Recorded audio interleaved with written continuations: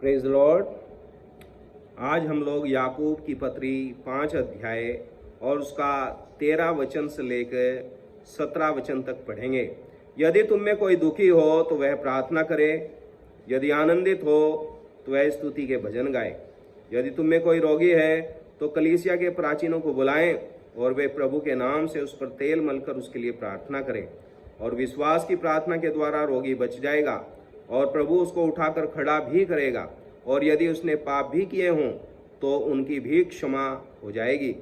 इसलिए तुम आपस में एक दूसरे के सामने अपने अपने पापों को मान लो और एक दूसरे के लिए प्रार्थना करो, जिससे चंगे हो जाओ।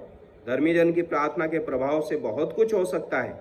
एलिया भी तो हमारे समान दुख सुख भोगी मनुष्य था, और उसने गिड़गिड़ाकर प्रार्थना की कि मेह न बरसे, और 3.5 वर्ष तक भूमि पर मेह नहीं बरसा। प्रभु अपने वचन के पढ़े जाने पर आशीष दे। मेरे भाई बहनों, यहाँ 5 मुख्य बातों के ऊपर हम मनन करेंगे और 5 किस्म की प्रार्थनाएं हैं।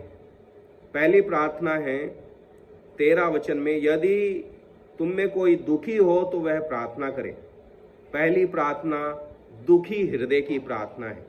मेरे भाई बहनों, हर एक इंसान के जीवन में दुख भी आता है और सुख भी आता है, और एक अच्छे विश्वासी दुख के समय प्रार्थना करता है और सुख के समय प्रभु की स्तुति करता है। प्रभु की स्तुति हो। तो पहली प्रार्थना दुखी जन की प्रार्थना है या सुखी जन की आराधना है। दूसरी बात हम पढ़ेंगे 14 वचन में, यदि तुम में कोई रोगी है तो कलीसिया के प्राचीनों को बुलाएं और वे प्रभु के नाम से तेल मलकर उसके लिए प्रार्थना करें। दूसरी प्रार्थना है प्राचीनों की प्रार्थना। पहले दुखी इंसान की, एक विश्वासी की प्रार्थना हमने पढ़ी। अब हम पढ़ते हैं एक प्राचीन की प्रार्थना। जो प्राचीन होते हैं वो प्रार्थना करते हैं, और बाइबल बताती है कि कोई रोगी है तो प्राचीनों को उनके लिए प्रार्थना करनी है और यीशु के नाम में प्रार्थना करनी है। तो हम ध्यान रखिए, यहाँ बहुत सारे लोग तेल को ध्यान रखते हैं लेकिन प्रभु यीशु के नाम को भूल जाते हैं। आप नोट करो, 14 वचन में लिख रखा है कि प्राचीनों को बुलाएं और वे प्रभु के नाम से तेल मलकर प्रार्थना करें। तो ये हो गई प्राचीन की प्रार्थना, प्राचीनों की प्रार्थना। तीसरी प्रार्थना 15 वचन में, और विश्वास की प्रार्थना के द्वारा रोगी बच जाएगा और प्रभु उसको उठाकर खड़ा करेगा, और यदि उसने पाप भी किए हों तो उनकी भी क्षमा की जाएगी। तीसरी प्रार्थना है विश्वास की प्रार्थना। पहली प्रार्थना दुखी जन की प्रार्थना, दूसरी प्रार्थना प्राचीनों की प्रार्थना, तीसरी प्रार्थना विश्वास की प्रार्थना विश्वासियों के द्वारा। ठीक है, तो विश्वास की प्रार्थना के द्वारा रोगी बचेगा। अगर अविश्वास है तो संभव नहीं है, क्योंकि विश्वास से प्रभु कार्य करते हैं। और फिर हम चौथे नंबर पर जाएंगे। यहाँ लिखा हुआ है, इसलिए तुम आपस में एक दूसरे के सामने अपने अपने पापों को मान लो। यह है पाप अंगीकार की प्रार्थना। यह कैसी प्रार्थना है?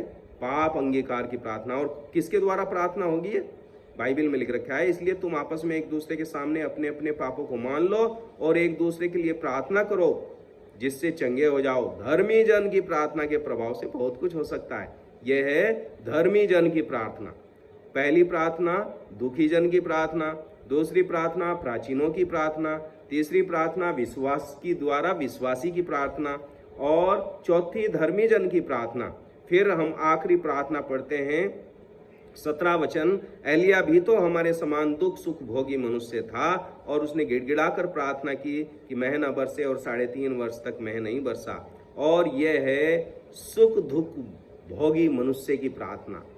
ये सुख दुख भोगी मनुष्य की प्रार्थना। कैसी प्रार्थना? ये गिड़गिड़ाने की प्रार्थना है। तो 5 किस्म की प्रार्थनाएं हैं। दुखी जन की प्रार्थना, रोगी की प्रार्थना, विश्वासी की प्रार्थना, पाप अंगीकार की प्रार्थना और गिड़गिड़ाने की प्रार्थना। और 5 लोगों के द्वारा है। एक दुखी जन के द्वारा प्रार्थना, प्राचीनों के द्वारा प्रार्थना, विश्वासी के द्वारा प्रार्थना, धर्मी जन के द्वारा प्रार्थना, और दुख सुख भोगी मनुष्य के द्वारा प्रार्थना। जैसे एलिया था दुख सुख भोगी मनुष्य, ऐसे आप और हम हैं दुख सुख भोगी मनुष्य। प्रभु के दास ने प्रार्थना की, 3.5 साल तक बारिश नहीं हुई। मेरे भाई बहनों, आप एक अच्छे प्रार्थना के योद्धा हैं। आप प्रभु के वचन को ध्यान से पढ़ें और प्रभु आपको बहुतायत की आशीष देंगे। अगर आप सहमत हैं तो आमीन जरूर लिखिएगा।